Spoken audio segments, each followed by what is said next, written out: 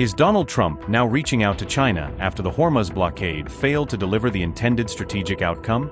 The US president has made a significant disclosure about what he directly requested from Xi Jinping behind closed doors.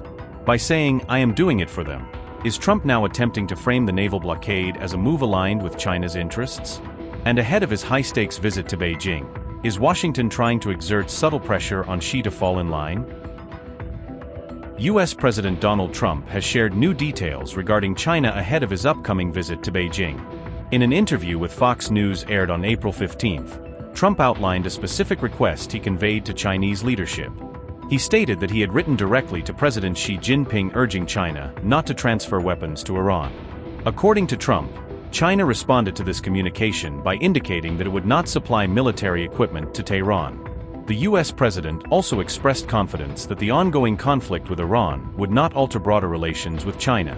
These remarks come after his planned visit to Beijing was rescheduled from March to mid-May 2026. Mr. President, thank you for sitting down with us.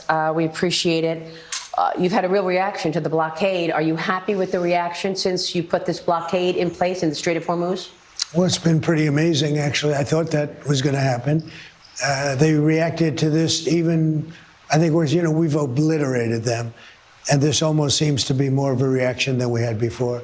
So we'll see. I mean, look, it only matters the end result. And we're doing very well. How does that change the dynamic of this meeting with President Xi? I don't think it does. I mean, he's somebody that needs oil. We don't. He's somebody I get along with very well. He just wrote me a beautiful letter. He wrote you a letter? Yeah, he did. He responded to a letter that I wrote because I had heard that China is giving weapons to, I mean, you're seeing it all over the place, to Iran, that China's Did he giving say weapons. he's giving them? Yeah, and I wrote him a letter asking him not to do that. And he wrote me a letter saying that essentially he's not doing that. All right. And you know what? I'm very happy. And it's going to come dropping down very big as soon as it's over. And I think it can be over very soon. So if they're smart, it will end soon. This whole thing is really about no nuclear. They cannot have a nuclear weapon.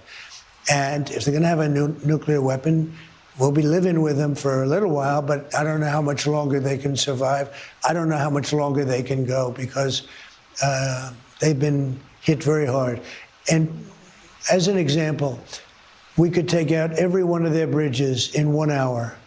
We could take out every one of their power plants, electric power plants, in 1 hour. We don't want to do that. On April 15th, Trump also posted on Truth Social, suggesting that China supports the US naval blockade in the Strait of Hormuz. He further stated that reopening the Strait of Hormuz would benefit China as well as the wider international community. At the same time, his remarks included a cautionary tone directed toward Chinese leadership regarding future developments.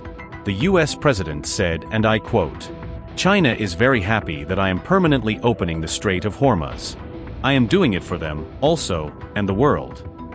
This situation will never happen again. They have agreed not to send weapons to Iran.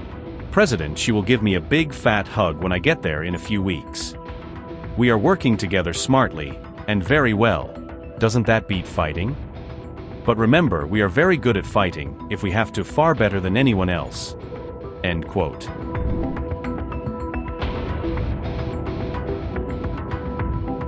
After the announcement of a US naval blockade in the Strait of Hormuz, China indicated that it aligns with Iran's position on the issue.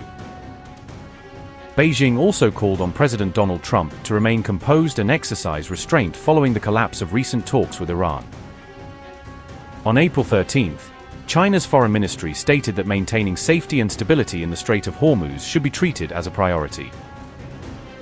Chinese officials further emphasized that secure passage through the strait is essential to avoid disruptions affecting other nations and global trade. China also stated that it expects both the United States and Iran to adhere to the terms of the two-week ceasefire arrangement. The Strait of Hormuz is an important route for international goods and energy trade. Safeguarding the security, stability, and unimpeded passage in the Strait of Hormuz serves the common interests of the international community. The root cause of the disrupted passage in the strait is the Iran conflict, and the solution is to achieve a ceasefire as soon as possible. All parties need to remain calm and exercise restraint. China will continue playing a positive and constructive role. The U.S.-Iran talks held in Pakistan are a step toward the de-escalation of the situation. China hopes that all relevant parties will follow the temporary ceasefire arrangement and stay committed to political and diplomatic channels in settling disputes, so as to avoid flare-ups of fighting again and create conditions for the early restoration of peace and tranquility in the Gulf region. This statement follows remarks by Donald Trump on April 12 indicating that the U.S. Navy would move to enforce a blockade in the Strait of Hormuz. China has also rejected recent reports suggesting that it is supplying new air defense systems to Iran. Beijing described claims of any such weapons transfer as unfounded and characterized them as misleading. China's foreign ministry said, and I quote, "China has always adopted a prudent and responsible attitude towards military exports, implementing strict controls. In accordance with its own export control laws and regulations and its international obligations. We oppose unfounded smears or malicious associations." End quote.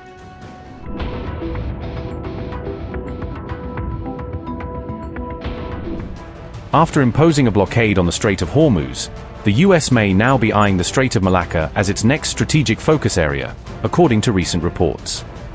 The U.S. and Indonesia signed a new pact this week that expands American military air access over Jakarta's airspace. This defense agreement signals a potential widening of U.S. strategic focus beyond the Middle East into key Indo-Pacific corridors. Analysts say the U.S. may be trying to monitor the Strait of Malacca more closely using its enhanced regional access. Notably, the Strait of Malacca is a vital trade artery linking the Indian Ocean with major East Asian markets. A significant share of global oil shipments also transits through this narrow maritime corridor each year. Along with energy supplies, the route carries large volumes of electronics and key industrial components crucial to global supply chains. China depends heavily on this route and has long framed that reliance as a strategic vulnerability, often described as the Malacca dilemma. Experts say the U.S. views the Strait of Malacca less in economic terms and more as a potential military choke point. Its narrow width at key points makes the strait vulnerable to disruption or interdiction in conflict scenarios. Indonesia, Malaysia, and Singapore jointly oversee security in the Strait of Malacca under existing regional arrangements. Consequently, sovereignty concerns in these three littoral states complicate any expanded U.S. security presence in and around the strait. Singapore's economy remains deeply tied to stable and open shipping lanes through the Strait of Malacca. India also gains strategic relevance because of its geographic proximity to the western entry of the Malacca Strait. The Andaman and Nicobar Islands offer India a key maritime surveillance and forward deployment edge near this gateway. India's expanding military infrastructure in these islands strengthens its ability to oversee regional sea lanes and monitor naval movements.